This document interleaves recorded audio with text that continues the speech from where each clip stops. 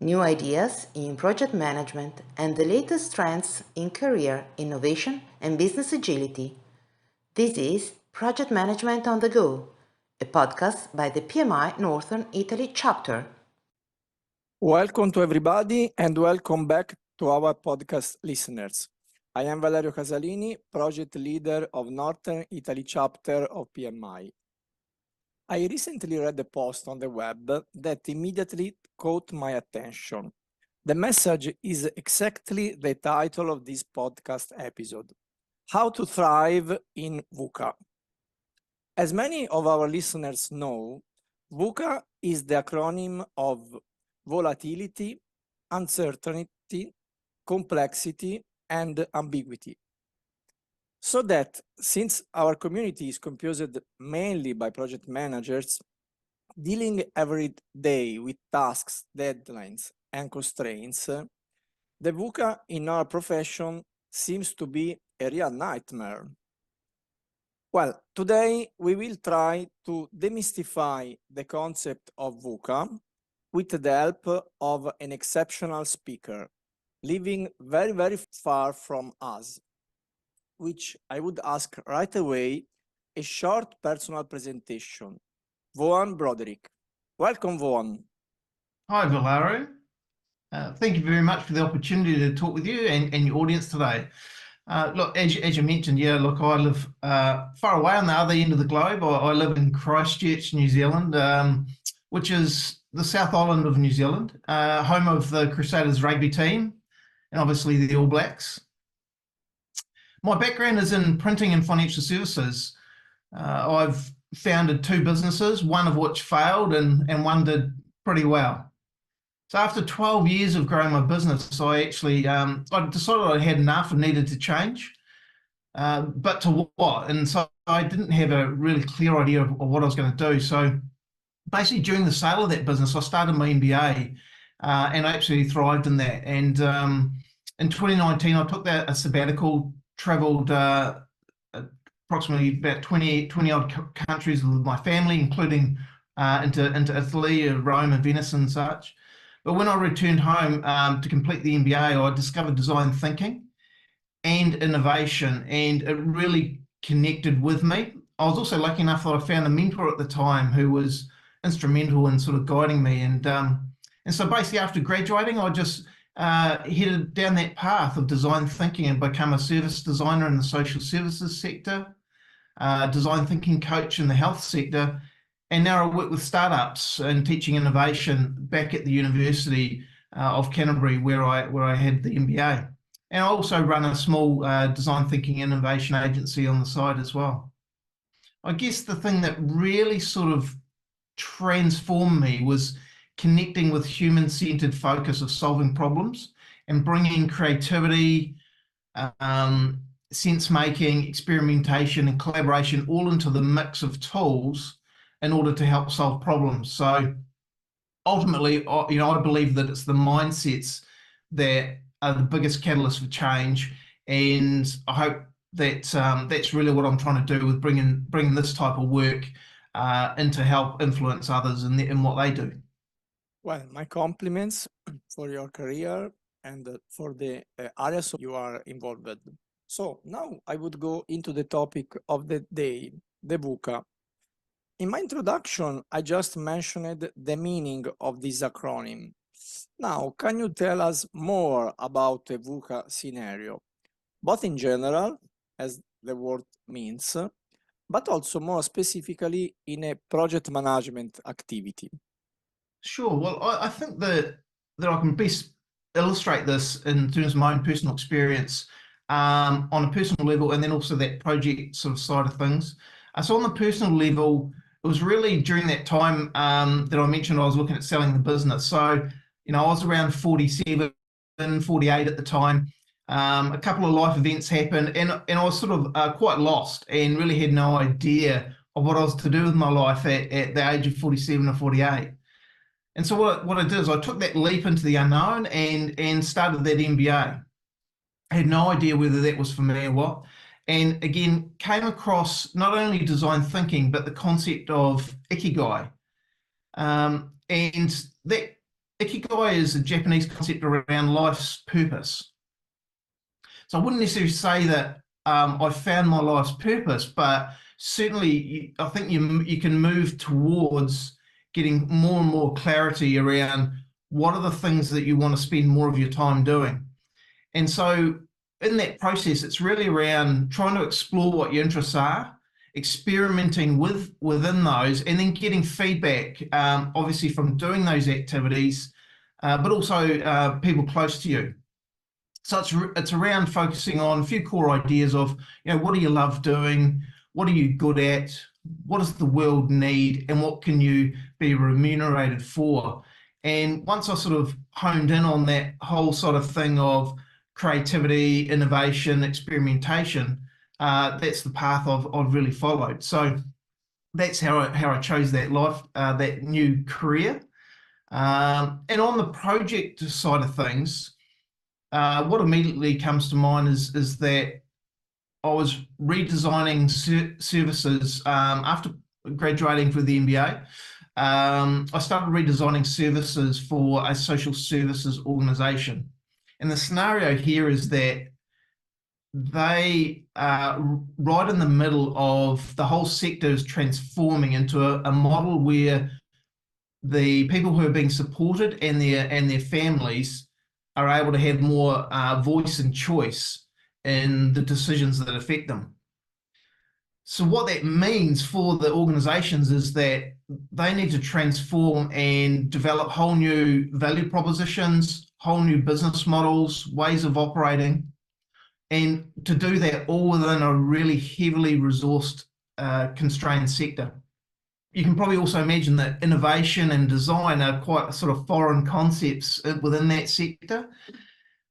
So what we did is that when you're entering an unknown area and they're under cost pressures and timelines to meet regulatory expectations, took the view that we needed to get some momentum and some early quick wins in order to gain the confidence of the stakeholders, because what we were trying to do was quite foreign, as I mentioned before. So firstly, what was really critical in that was that I had a direct report or two that were totally open to exploring new ways of working, new ways of thinking. And then what we did is we took a part of the overall project, so something that was significant enough that it was interesting for most of the people in the organization, but small enough that we could try things out and move at pace to get some feedback. And hopefully with that, as we did, we were able to get some evidence that we were starting to head in the right direction. And so all of that helped build the momentum and the quick wins. And then what we did as we went along, we made things very visual, and so that people in the business could engage with it. And it was also really human-centered. So we also filtered that through the lens. So whatever was being displayed would have a human-centered aspect. And that really helped connect with staff and get more buy-in from people within the business. And additionally, on top of that, we also engaged with the wider stakeholders, so the regulatory body and other supporting organisations, and allowed them to be part of that whole journey, and they could see what was unfolding from this new way of thinking and working. So effectively, there were no surprises, and they could see that progress in the momentum we were starting to get, and everybody started to get behind. So I really think that building a social movement is really important to allow for that room of experimentation and ultimately failure. So trying things out and failing in order to learn, and to do that in a very risk-averse sector is, that was pretty challenging. Thank you. You have described a very interesting scenario. Some points that you mentioned, like the redesign of service, the transformation of business models, the innovation and design, and the change in the social movement are a scenario where the characteristic of volatility and uncertainty are very frequent. From my project manager experience, that I see VUCA situation also in scenarios that should be more predictable, but at the end of the day, when you are on the stage, the situation is not predictable as you expect. Okay, so I would ask you, thinking to a project manager dealing with project stakeholders, like, for example, from my experience, pretending to provide the fast and exact information about time scheduling, about cost forecasting in a VUCA situation. So apparently it's a mess, it's a nightmare. So my question is, how is possible to try to get advantage from a situation like this one that I have described? It really comes back to your personal orientation and your mindsets that I think matter the most.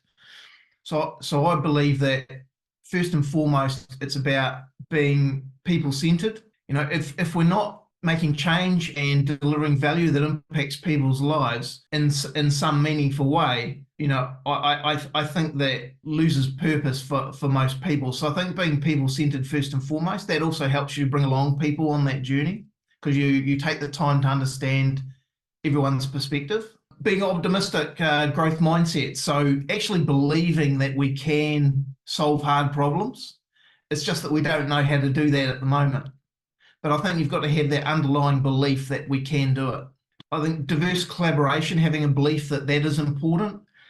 And so what I mean by diversity, it's around, you know, diversity of thought. So hearing the different perspectives is really important to, I think, give us more opportunity to explore options about what possible way forward there is. And then once we've got some options, it's around being experimental and testing that. So I think we need to, you know, and to be experimental, it sort of goes against what we, in some way, what has happened throughout, I believe, throughout the school system. So it's been suppressed that we, you know, what is the most sought after skills, you know, or taught as, you know, the STEM skills, which absolutely we need STEM, but we also need, you know, creativity and to try things and to fail. And the failure piece is not very welcome in a lot of organizations, because a lot of organizations are trying to optimize. And so that's a different mindset and a different skill set, as opposed to exploring and looking for failure as a way of learning to move in the right direction. And it's really all about intelligent failure with that as well. So, but yeah, experimental. I think also what's really important is, and it comes back to that personal orientation, is our own egos. So we'll have ego and we have our own beliefs and what we think is true. But I think if we can develop that self-regulation and also the emotional intelligence to continually be open to new information, and particularly when it differs from your own beliefs. So that emotional intelligence piece, you know, to be able to regulate your emotions and recognize other people's emotions, so that when you're under pressure, you can actually think and act more clearly. So one practice I do like within that is mindfulness, but even breathing techniques, just to, you know, calm down in the situation and to give a bit of space between your reaction and you know, and give yourself time to process the information. Actually, I also did a wee bit of research sort of that I completed in 2023, which I think is really interesting around, and I engaged with a number of senior executives, CEOs and such, and it was really just trying to understand about what, in my view, successful, and their view about successful leaders, how they operate and how they deal with VUCA. And a lot of things that came through were really in this sort of emotional intelligence, but also the more human skills or soft skills that we refer to. And so if I think about it, it was really around three sort of intersections, were that they cared deeply about other people and improving society, and a rich background of experiences, you know. So I believe that not only adds to our, to our intelligence and what we can bring to various situations, but it also helps build resilience. More situations that you're exposed to, you can learn from that and you can adapt and to be able to respond. And they're also really, really well grounded with having strong connections to family and community. So it was really interesting that those sort of three themes came through with some top performing leaders. It was really around, that they have a strong sense of others, they understand the environment, how they're operating, and they have a strong sense about themselves, who they are and what they bring to the plate. So I think how we prepare leaders is really important, because often what happens is people get promoted into more senior roles and perhaps need to be have the tools and techniques to work on themselves to be able to handle that situation when they're in that more critical decision-making piece. Yes, thank you so much. I think that the 3 points that you have highlighted are very clear in the experience of project managers. So I could summarize as knowledge of the environment of a project, as experience that the project manager has, for example, from similar project that he has managed in the past, and connection. Connection means to have a proper connection to experts, colleagues, all the people that can help you to solve a problem or to solve a complex situation. So I completely agree, and I completely recognize the scenario, the experience that you have described also from project management point of view. Okay, so continue talking about one of the points that you have mentioned. I would ask you to focus about competencies and skills. As a project manager community, we aim to have the most proper knowledge tools to deal with a project or with a situation. So which skills, both are skills and soft skills, as you already mentioned, do you think are required, are more effective or recommended to thrive in a VUCA scenario? Yeah, great question. What's interesting for me is that I think the separation between hard and soft skills are less so clear and hard these days. I think they're very, very interconnected in terms of how you deal with situations. But I would like to sort of throw out there, I think the first thing to realize is that if we're trying to make better decisions and respond to VUCA situations, sometimes, having more and more data is actually going to hold us back. Typically, if we think about what we're taught at, let's say, business school or such, it's all about, data analysis. So waiting for the complete set of data to be able to analyze it and see what's relevant from there. But what tends to happen is that if we wait for the right data in order to make the right decisions, it causes, paralysis and perfectionism. And the reality is that we need to move, and we don't have that time these days to make those choices. I mean, I think the time frame to be innovative and to change is approximately about every 18 months these days. The life cycle of a company on the Standard & Poor's 500 has gone from 65 years down to, I think, about 15 years is the average. So they need to continually innovate, and we just don't have that time to wait for perfection anymore. So I also think it's really important to acknowledge that we all have our own biases. And so in particular, confirmation bias, we're looking to confirm what our own beliefs are. So I think it's really important that we have these tools that help us with divergent and convergent thinking. I think that's the main thing we want to focus on. So how do we do that? Sort of reflecting on that, I think that some of the best hard skills can also be some of the simplest.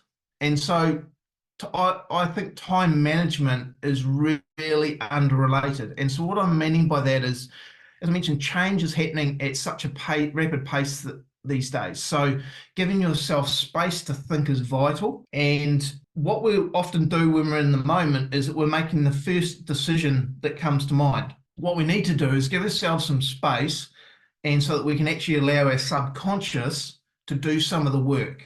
So it's resting our mind and just play with a problem, play with an idea and see what else comes up. So it could be that you set yourself some calendar time once a week to actually go and sit on the beach and reflect as a leader. It could be that you go for a walk 15 minutes a day or half an hour a day, just get out in the fresh air. That really helps, and a lot of solutions and new ideas will come to the surface. On more sort of technical, I suppose, levels, there's also, I think, backcasting is a useful way of approaching things. So that's sort of imagining alternative futures and then working out what you will need, what needs to be true in order for that to happen. And if you have multiple scenarios, then you can kind of choose the one that has the most compelling argument. And again, it'll never be right. It's about, okay, what's the most compelling argument and moving from there. I think on decision making, there's some useful techniques such as De Bono's 6 thinking hats, which involves sort of role playing amongst and having different points of view, like creative ideas. It could be, well, what's the process for doing this? Or it could be, what are the facts of the situation? So allowing those different points of view to be surfaced and to all be considered. And then also second order thinking. I think that's probably something that we don't necessarily do enough of. And again, it's that not settling for the first available option. It's always asking, and what next? Or what will happen after that? And to continue sort of looking out further in these possibilities in order to, you know, sort of have a clearer picture of the effects that will happen. And so then you can make a more informed choice.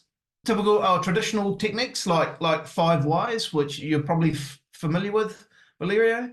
That's a questioning technique, but also other sense-making techniques like reframing, which is like looking at the problem from a different angle, and affinity mapping, which will help you identify different groupings and themes, so you can make sense of what's happening from sort of dispersed data. And then also sort of learning to experiment. Different ways of experimenting, I think, is really important as well. As far as soft skills, I think first and foremost, it's around that empathy piece, which comes back to being, you know, customer-centered or human-centered, but also, you know, understanding your team, developing out that emotional intelligence. But then we get into things like, you know, critical thinking. You know, it's critical thinking is really something that, you know, you can practice and develop. I think then also building up your resilience. And so a lot of this has crossover from, we need to actually be doing things in order to experience any potential side effects or negativity, in order to be able to sort of build up that resilience long term, and to also develop the adaptability. I think I see those as really important, along with making sure that we are getting better at asking good questions. So active questioning, which is actually listening with intent to what somebody is saying, and then having a response or a next question. You know, too often we're already thinking about what we want to say next or ask next, without actually listening to what's going on here. I think questioning is really, really important, and that helps gather those diverse perspectives that we mentioned earlier. And then along with facilitation and collaboration skills. So for me, that's really around how can we provide a safe space for people so that they can be open and trust each other. You know, so this really speaks to trying to dissolve power dynamics.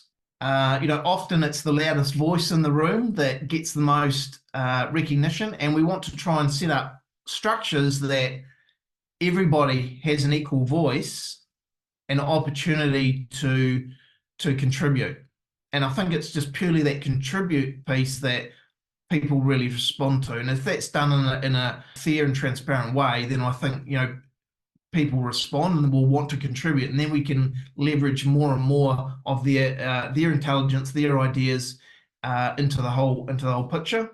And lastly, I think storytelling is another skill that we really need to improve on. It's something that I'm always trying to work hard on. I certainly got a long way to go, but I do think there's a couple of keys there, is what I mentioned earlier, is around that making things visual and being human-centered. And what I've experienced in my projects is that the more I do that, it connects people with the project better, but also that there are no surprises and people can see the process that you've gone through and it'll seem logical. And so what tips out of that, again, there's no surprises. So that's a really useful way, I think, of getting that social movement happening and getting buy-in from stakeholders. Well, Brian, Vaughan, you told so many examples and so many skills, both hard skills and soft skills. So the 5-way reframing, critical thinking, emotional intelligence. So to tell the truth, while you are talking, I was thinking not only to a project management scenario, but also to the everyday life. So I was thinking if this technique that can be used to deal with VUCA scenario could be applied also in the real life. So I'm not talking about solving the big world problems like wars, global warming, pandemics, at least our day-by-day problems.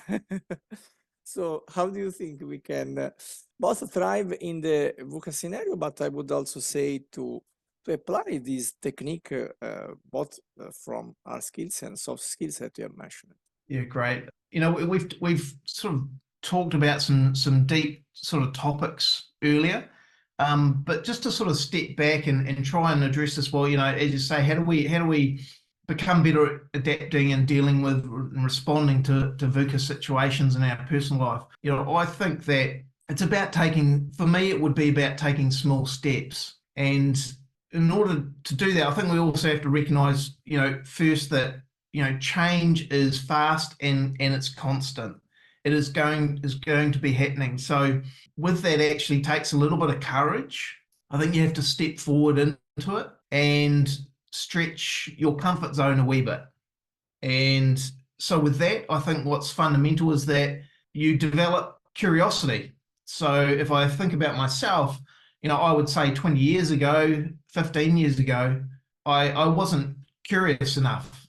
And I think curiosity is something that, again, we have as children, and then as we go along, for some people, it's often sort of doesn't continue on into adulthood as much as it should. And so, you know, curiosity leads on to creativity, and it's really about being open to learn and try things out. And so I think what you can do is simply build a daily habit of exploring. So that could be setting aside time to read a book, listen to a new podcast.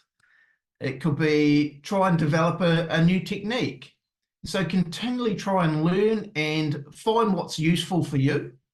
I think also it's really important that you're easy on yourself, because the reality is that there will be mistakes, and it's really the learning and the insight that you can take from that in order to take that forward. We've been brought up, particularly, you know, in the culture that I'm used to, that, you know, mistakes are a bad thing. I think we need to be encouraging more exploration and more failure. And by failure, I'm purely meaning that, you know, something hasn't gone as we thought, and what can we learn from that? And failure is too often it's a bad thing. You know, we're taught that we have to have the right answer for maths, and yeah, I get that that is important, but it's also important to realize that we're never going to get everything right. Also, talking with others, so sharing. I think that's a real opportunity to learn from those diverse perspectives and to try and reach out outside of your own initial circle. So again, being curious means, you know, who can I go and speak with today that I haven't met before? Can I go and have a coffee, learn something new? But it's also a chance to share and offer something new to that person. And I think that whole connection and providing that opportunity to learn, I think that's a good approach, you know, that we can take into our workplace around that collaboration and such. Also, I think what's really important around resilience is your own mental and physical fitness. I think that interconnected very deeply around how we can sustain resilience in the long run. You know, I like the thinking around the term anti-fragile, and that's really around how do you develop a system that not only you are resilient, but you become stronger through this experience. So if we think about a system like the black boxes for airplane, when an airplane crashes, the whole information is shared amongst all the airlines, so they all become stronger and safer over time. So how do we do that for ourselves? If we take that principle, well, I think it is about having the right balance for you around that mental and physical wellness, the connection with other people. And so building up your system so that you can be not just resilient, but anti-fragile and become stronger when these things happen, because they are going to continually happen at a faster rate. Well, thank you so much, Vaughan. Unfortunately, we are close to the end of the time that we have for this interview. Last question. If anybody of our listeners would like to go in deep in the topics that we have discussed to get more information, where can he find more information? Yeah, look, thank you, Valerio. The listeners, they can find me I have a website, which is vaughanbroderick.com, where I write a blog, and there's also a free design thinking course if anybody's interested. Also write a newsletter there, which you can access, called Future State Thinking, and I write most days on LinkedIn. So feel free to reach out and DM me, no problem. Excellent. I thank Vaughan very much. Thank to our listeners, and goodbye to next episode. Thank you, Valerio. This was a great lot of fun, and I hope there was something interesting there for your listeners. Have you enjoyed this episode? Then don't forget to activate the alerts or to follow us so you will not miss the next ones. This PMI NIC podcast grants you 0.5 PDU. You can report on the PMI CCRS section, online or digital media. We are waiting for you at the next episode of Project Management on the Go.